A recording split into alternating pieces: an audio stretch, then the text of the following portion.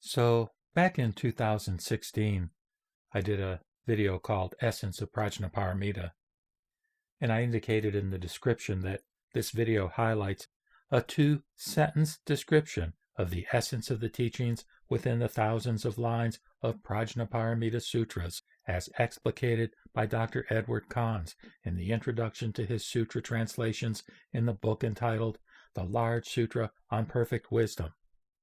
The relevant section of the introduction is as follows, quote, "All the many thousands of lines of the sutra can be summed up in two sentences.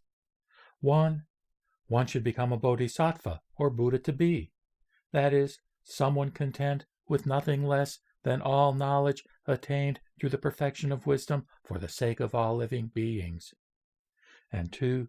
There is no such thing as a bodhisattva, or all knowledge, or a being, or the perfection of wisdom, or an attainment.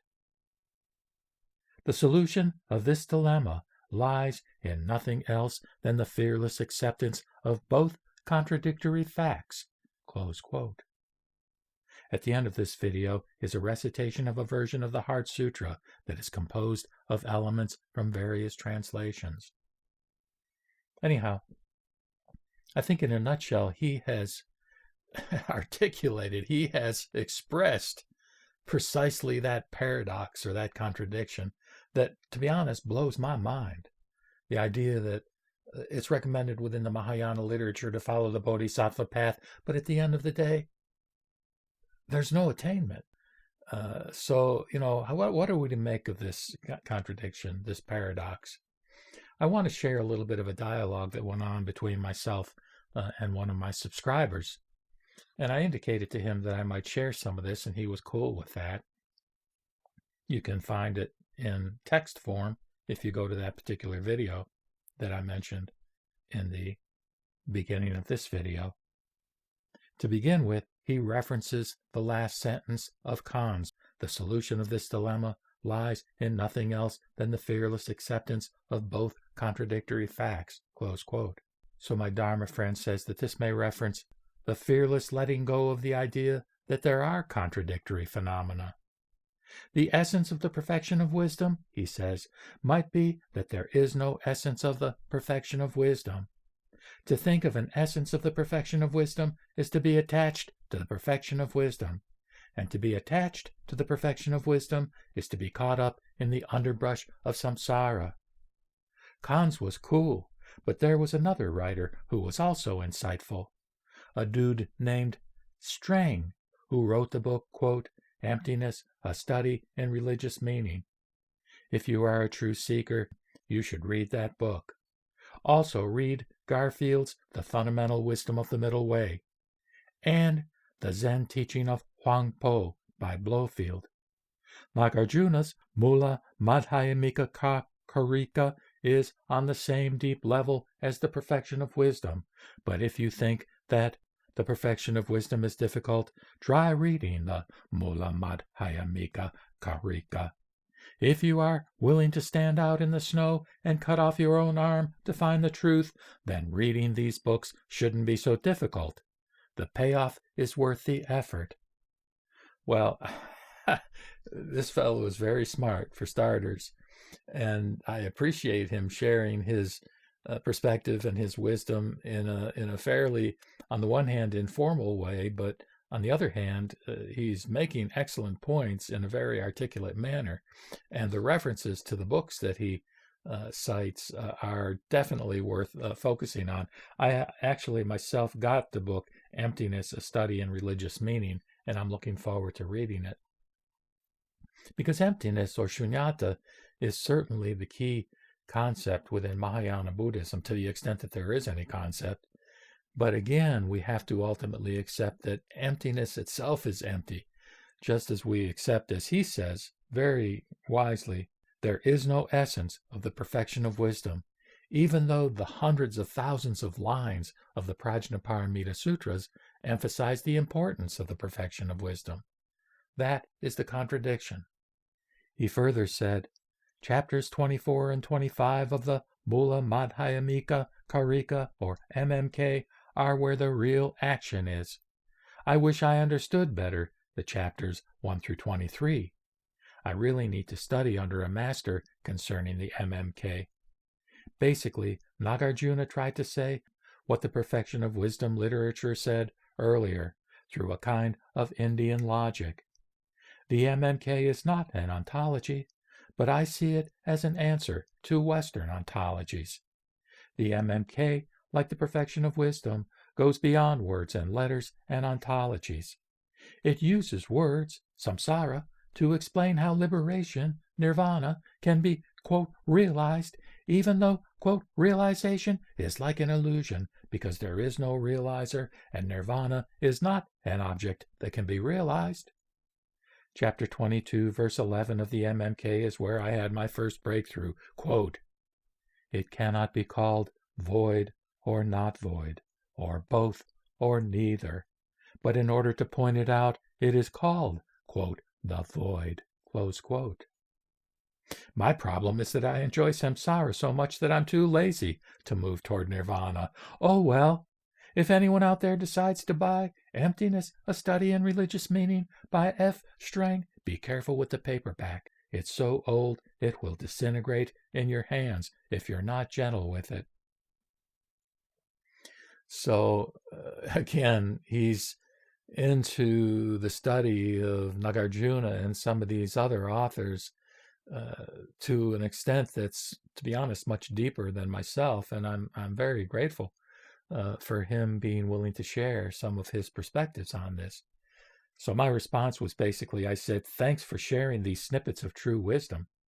Reality is beyond words and letters, and yet we are a species that uses words, and we need language in order to at least point at the truth, and Nagarjuna does that better than most.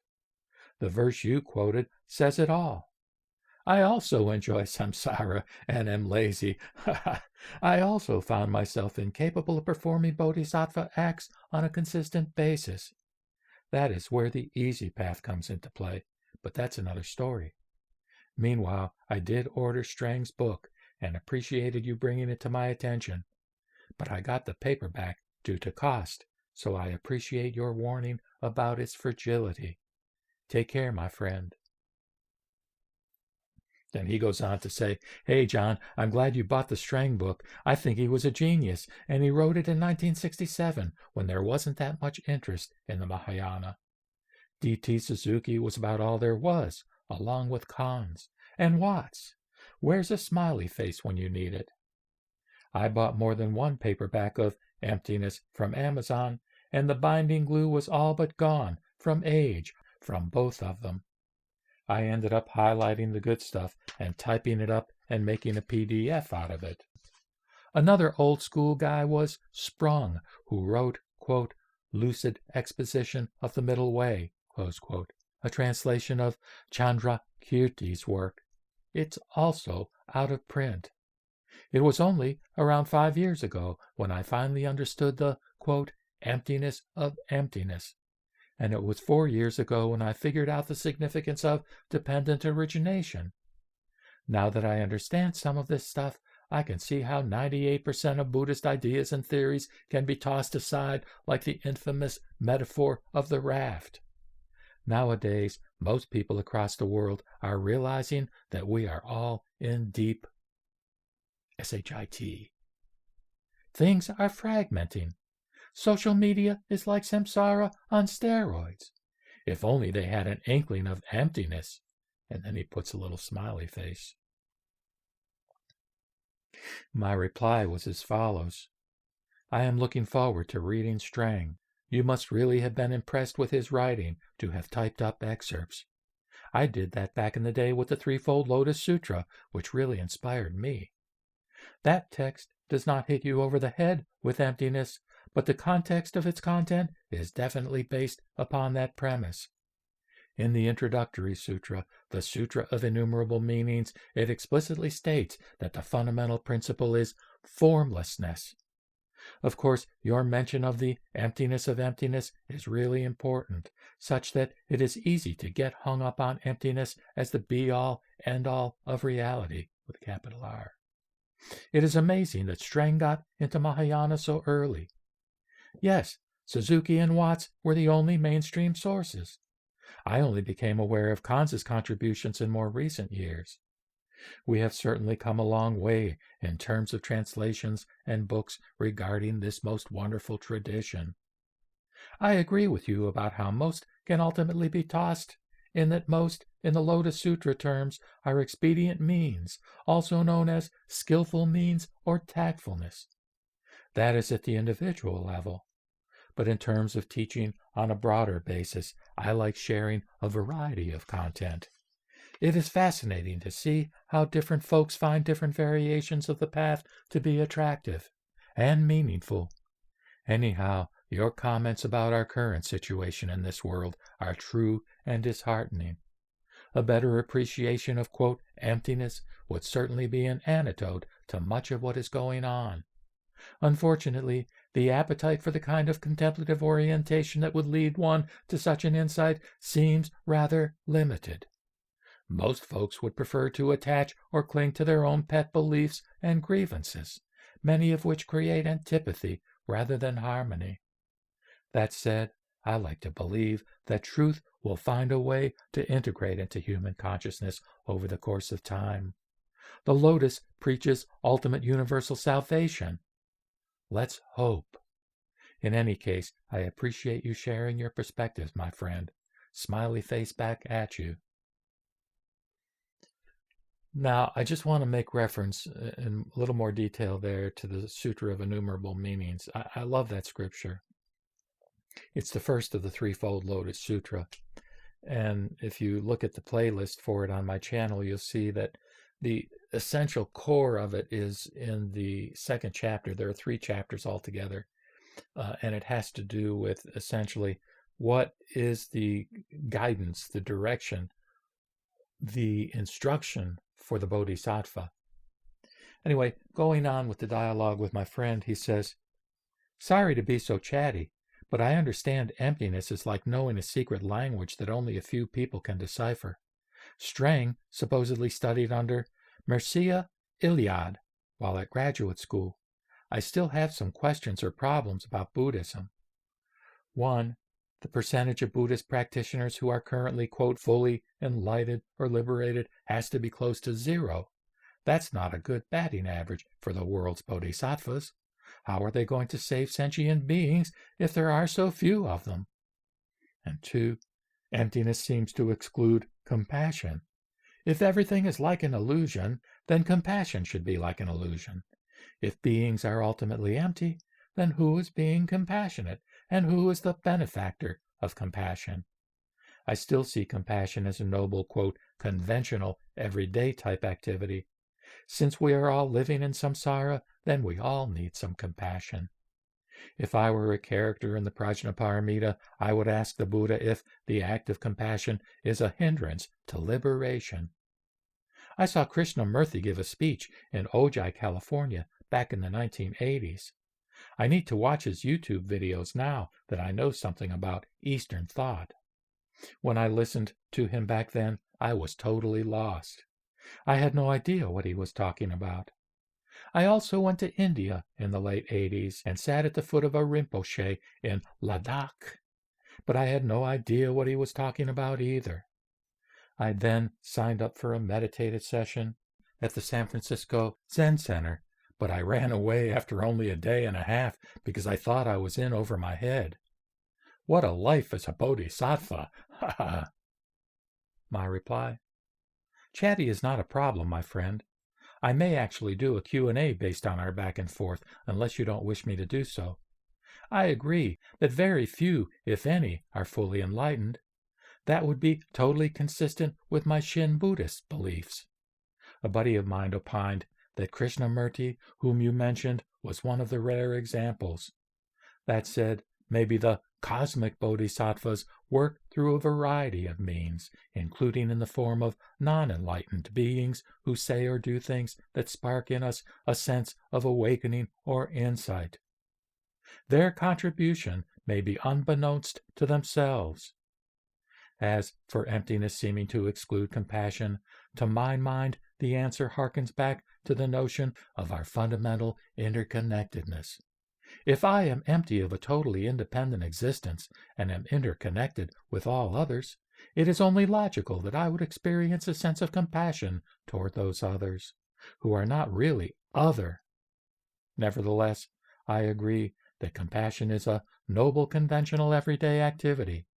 Your way of expressing it nicely emphasizes that it is an activity and not a mere feeling, which I think is a paraphrase of something the Dalai Lama said. It is great that you had opportunities to go to India and to attend the San Francisco Zen Center. It sounds to me that what may have seemed over your head at that time is sinking in now. And I'm just going to look up at the wall because I have a poster that tells what the Dalai Lama said. He said, "It is not enough to be compassionate. You must act." And interestingly, I obtained that poster from a Holocaust memorial museum up in Michigan when my sweetheart and I visited up there a few years ago. So anyhow, Jeff replied as follows. He said, "Yeah, I'm cool with your doing a Q&A. Let me know the URL so I can check it out. I found what you said about interconnectedness very interesting. It makes sense. What follows is I'll use the term whole bunch instead of his expletive, a whole bunch of prapanca or prapanca. And I had to look the term up, and you may want to look it up too. Basically, a lot of ideas, a lot of thoughts, and these are the ones he shared. He said, "I had this insight a couple of years ago that dependent arising was more fundamental than quantum mechanics. And if dependent arising has some truth to it, then the science of quantum mechanics should eventually move toward the more fundamental truth of dependent arising. In other words, the scientists of quantum mechanics should start to find through their equations how shunyata structures the playground of fundamental particles, waveforms, etc. I know there is a YouTube video about this, but I don't know how deep they go into it. By the way, I still can't get my head around how phenomena with no own being can act as conditions for other phenomena with no own being to birth into existence." I want to read that sentence over. By the way, I still can't get my head around how phenomena with no own being can act as conditions for other phenomena with no own being to birth into existence. We, as Buddhists, are supposed to eventually let go of dependent arising in order to be fully enlightened. We are told that phenomena arise due to conditions, and at the same time we are told that phenomena, conditions, arising, and dependent arising are all ultimately inconceivable and are already pure, empty, and at rest. I know that there are two truths, the ultimate and the conventional, but I would love to know how the ultimate truth and the conventional truth are subtly interconnected. I want to understand it verbally and in detail.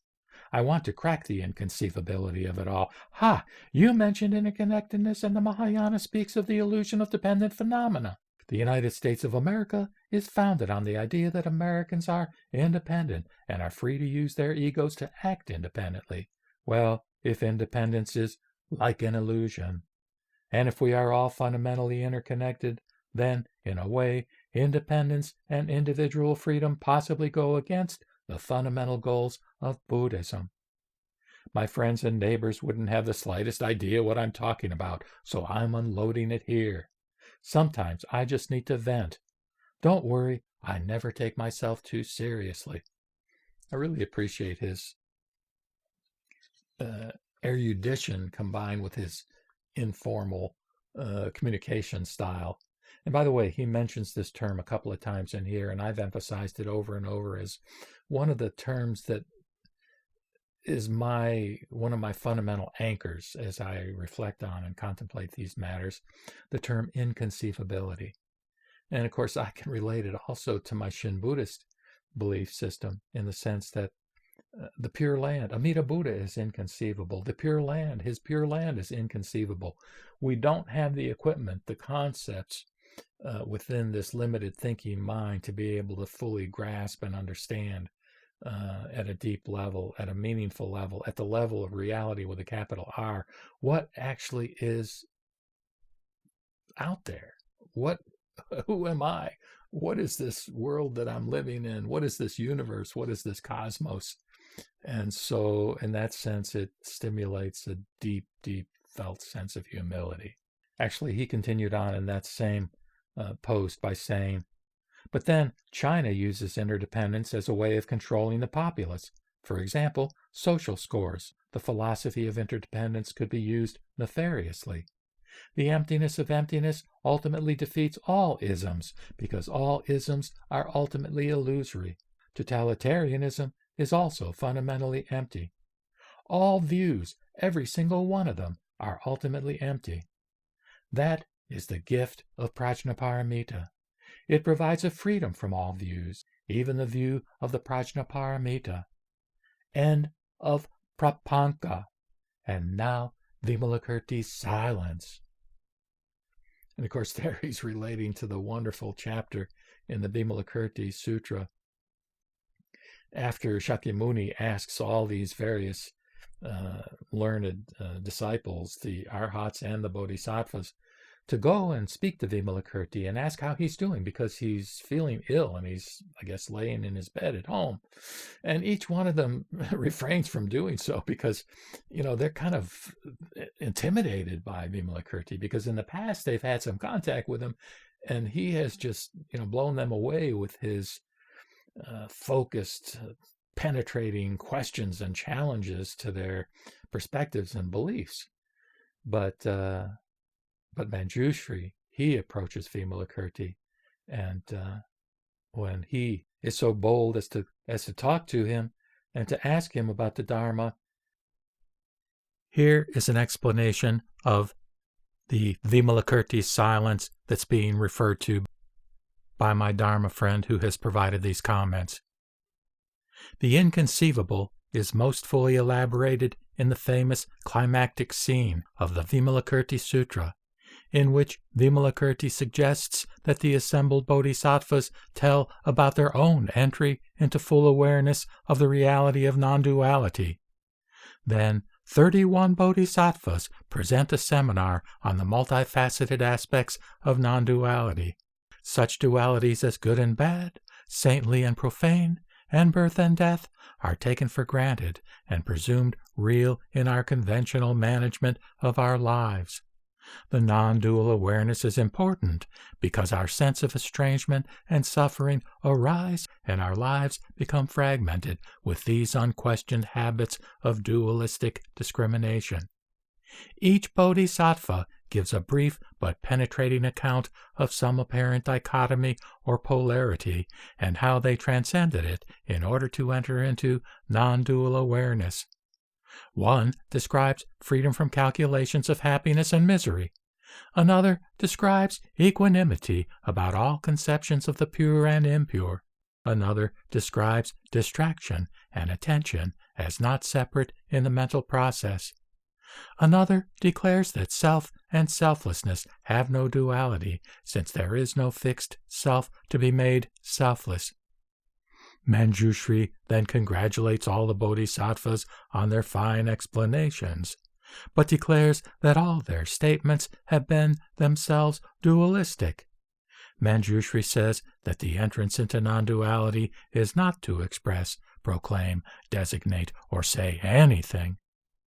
Manjushri then turns to Vimalakirti and asks him to expound the principle of the entry into non-duality.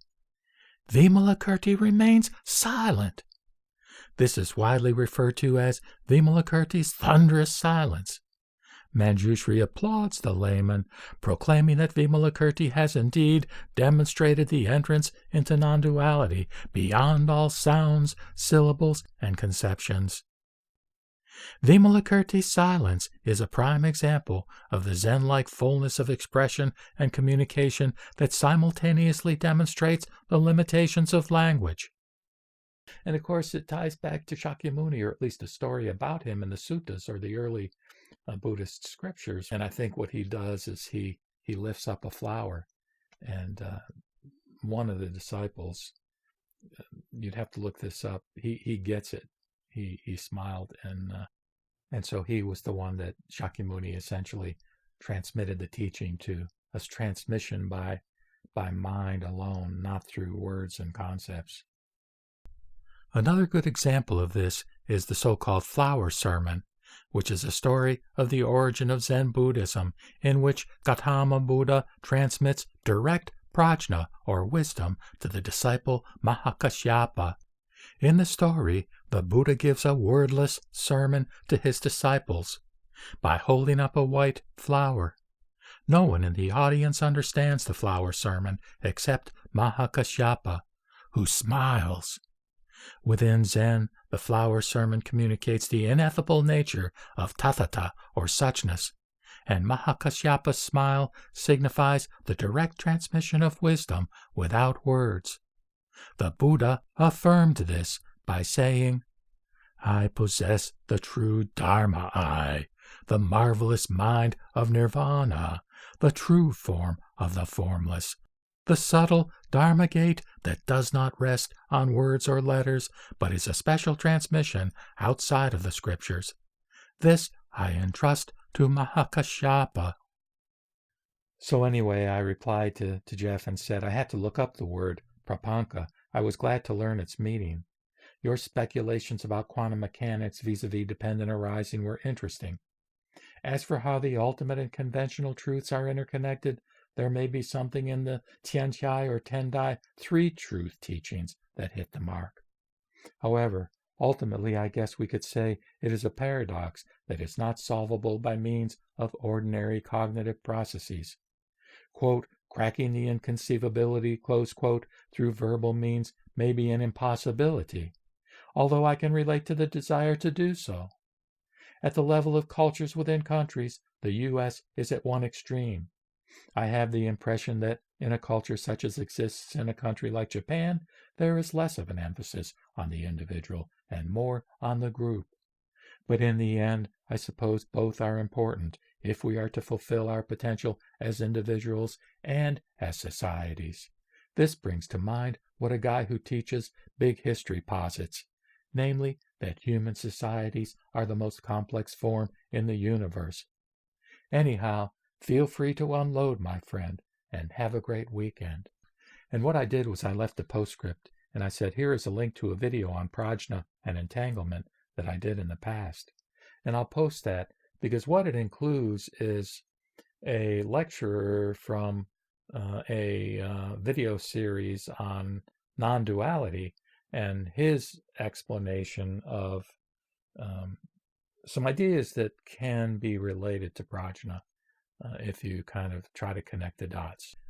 And so now, rather than closing this video in my typical way with 3 repetitions of the Nembutsu, I will merely close with silence.